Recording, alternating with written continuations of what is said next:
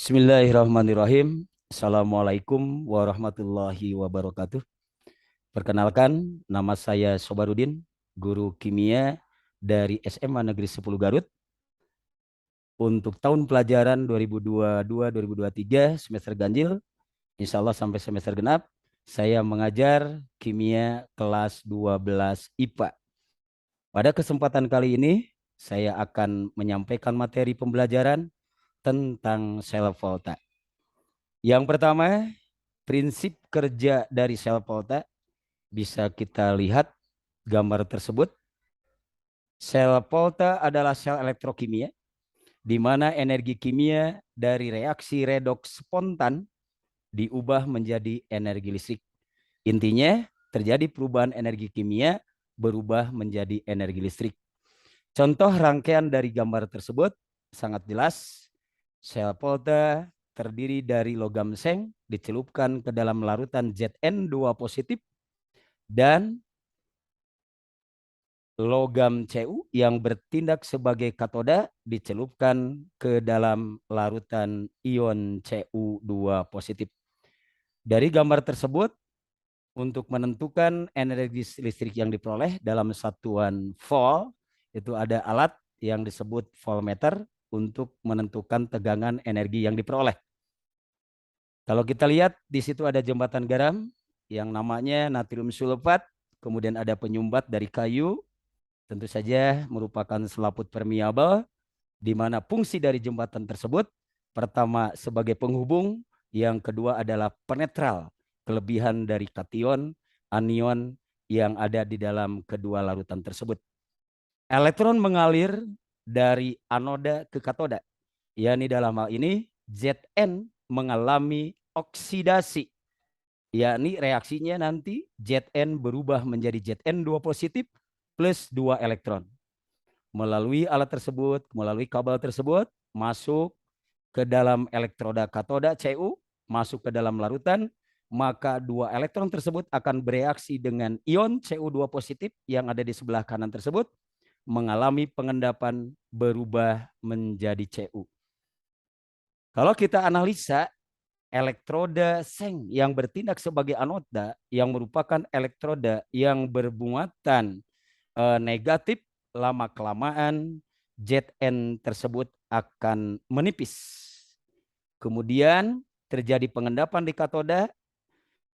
Kalau kita amati Cu yang bertindak sebagai katoda, karena terjadi pengendapan Cu dari ion Cu2 positif setelah mengikat 2 elektron, sehingga bisa disimpulkan elektroda katoda semakin bengkak atau semakin tebal.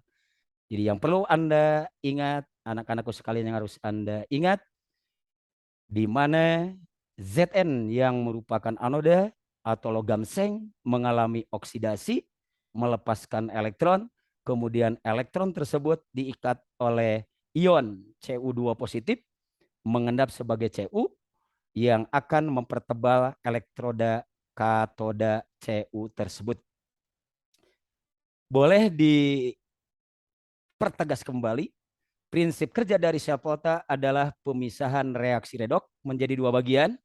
Boleh bisa dikatakan seperti itu. Itu setengah reaksi oksidasi yang disebut konsep kedua dalam hal ini, yakni reaksi pelepasan elektron tadi. Saya sudah katakan Zn berubah menjadi Zn2 positif, melepaskan 2 elektron. Itu berlangsung di anoda yang disebut reaksi oksidasi. Kemudian setengah reaksi reduksi berikutnya berlangsung di katoda, yakni pengikatan 2 elektron, yakni oleh Cu2 positif. Tegasnya Cu2 positif mengikat 2 elektron, berubah menjadi Cu, endapan Cu, yang akan menempel di elektroda Cu yang bertindak sebagai katoda. Anoda dan katoda dicelupkan dalam elektrolit dan dihubungkan dengan jembatan garam dan sirkuit luar. Susunan sel volta pada gambar di atas dapat dinyatakan dengan notasi singkat yang disebut notasi sel. Jadi prinsipnya merubah gambar ke notasi sel itu sangat penting karena untuk penyederhanaan. Kalau kita lihat notasi sel yang harus diperhatikan oleh anak-anakku sekalian, reaksi di anoda, Bapak bacakan, Zn solid, artinya elektroda Zn yang bertindak sebagai anoda, kemudian garis miring, Zn2 positif artinya berubah menjadi Zn2 positif. Kalau kita lihat Bilok dari 0 berubah menjadi 2 positif. Yang Anda tahu adalah konsep ketiga. Kalau bilangan oksidasinya naik, itulah yang disebut reaksi oksidasi. Antara pelepasan elektron konsep kedua, kemudian antara yang ketiga, penaikan Bilok konsep ketiga, tidak ada bertolak belakang, tapi sinergis. Jadi bisa menjelaskan tentang konsep kedua atau ketiga. Tegasnya, di anoda mengalami oksidasi. Kemudian kita lihat ada garis 2, itu menyatakan jembatan garam. Kemudian yang berlangsung sebelah kanan, Cu adalah bertindak sebagai katoda. Di katoda terjadi pengikatan 2 elektron oleh Cu2 positif. Kalau kita tulis, Cu2 positif mengikat 2 elektron, berubah menjadi Cu. Konsep kedua mengatakan pengikatan elektron yang disebut reduksi. Konsep ketiga tentang redok mengatakan kalau bilok dari 2 positif berubah jadi 0, terjadi penurunan bilok, maka itulah yang disebut reaksi reduksi. Jadi sekaligus bisa memperjelas di dalam hal ini terjadi reaksi oksidasi di anoda, reduksi di katoda, bisa memperjelas konsep kedua dan konsep ketiga di dalam konsep redok atau singkatan disebut reduksi dan oksidasi. Terakhir, kegunaan sel volta dalam kehidupan sehari-hari setelah kita kuasai konsep-konsep atau prinsip-prinsip yang ada, reaksi kimia yang berlangsung itu intinya adalah reaksi redok, reaksi kimia dikatakan energi kimia, terjadilah berubah menjadi energi listrik, itulah yang disebut sel volta. Sekali lagi, sel elektrokimia dibagi 2, yang pertama sel volta tambahannya, yang kedua nanti sel elektrolisis. Dalam kesempatan ini kita harus menguasai sel volta, nanti di pertemuan berikutnya kita akan mudah mempelajari sel elektrolisis. Sekali lagi, sel volta terjadi perubahan energi kimia, reaksi kimia, atau intinya reaksi redok, berubah menjadi energi listrik. Kalau nanti di pertemuan berikutnya disebut sel elektrolisis, kebalikannya, yakni reaksi atau energi listrik diberikan pada suatu reaksi, suatu zat atau larutan, maka terjadilah reaksi kimia. Jadi sel elektrolisis kebalikan dari sel volta, yakni perubahan energi listrik menjadi energi kimia. Sekali lagi, untuk sel volta jangan sampai lupa anak-anak, nanti untuk mempelajari sel elektrolisis supaya lebih mudah. Bapak terakhir akan membacakan atau akan menyampaikan kegunaan sel volta dalam kehidupan sehari-hari. Yang pertama baterai biasa yang akrab dengan kita, seperti baterai yang merek ABC atau Epredi. Kalau kita bongkar nanti oleh anak-anak di rumah, kalau punya waktu, di situ ada yang namanya seng, itu adalah bertindak sebagai anoda.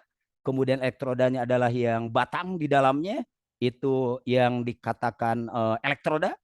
Karbon, elektroda yang inert, yang tidak ikut bereaksi di situ. Kemudian Zn mengalami oksidasi, dan reaksi reduksinya adalah pasta yang berwarna hitam atau batu kawi atau salmiak cairannya akan mengalami reduksi. Jadi intinya batu baterai biasa pun baterai biasa yang mereknya yang Bapak katakan tadi, itu prinsipnya adalah perubahan energi kimia atau reaksi kimia berubah menjadi energi listrik. Yang harus perlu dicatat, di anoda terjadi reaksi oksidasi, di katoda terjadi reaksi reduksi. Seperti Anda lihat di batu baterai, ada yang bertanda positif di atas, kalau Bapak bilang adalah kepala batu baterai, dan ada yang di bawah itu yang namanya negatif, pantat batu baterai. Jadi kepala harus positif dan pantat batu baterai harus negatif supaya Anda ingat. Sekali lagi, katoda positif, kemudian negatif adalah anoda. Di anoda terjadi oksidasi dan di katoda terjadi reduksi. Yang mengalami oksidasi adalah logamnya yang bertindak sebagai elektroda, sedangkan yang mengalami reduksi adalah kation, pasangan dari logam tersebut, yakni larutannya bisa berasal dari garam sulfat, garam klorida, dan garam yang lainnya. Yang kedua, contoh yang lain bisa kita lihat berbagai macam merek. Baterai alkalin, jadi yang ditonjolkannya adalah alkali, golongan alkali. Kalau Anda hafal waktu belajar kelas sebelumnya, litium, natrium, kalium, rubidium, cesium, dan francium. Kemudian yang berikutnya adalah baterai perak oksida, tentu saja rumusnya adalah Ag2O, berarti mengandung perak satu oksida. Yang berikutnya adalah sel aki yang dikatakan sel sekunder. Kalau baterai biasa, baterai alkalin, baterai perak oksida adalah sel primer. Pas begitu kita kita gunakan, langsung habis pakai. Kalau sel aki, sel sekunder, kita gunakan melemah elektrolitnya dan bisa kita cas kembali seperti yang nampak di dalam kehidupan sehari-hari laki ada di kendaraan bermotor, yakni roda 2, roda 4, dan seterusnya.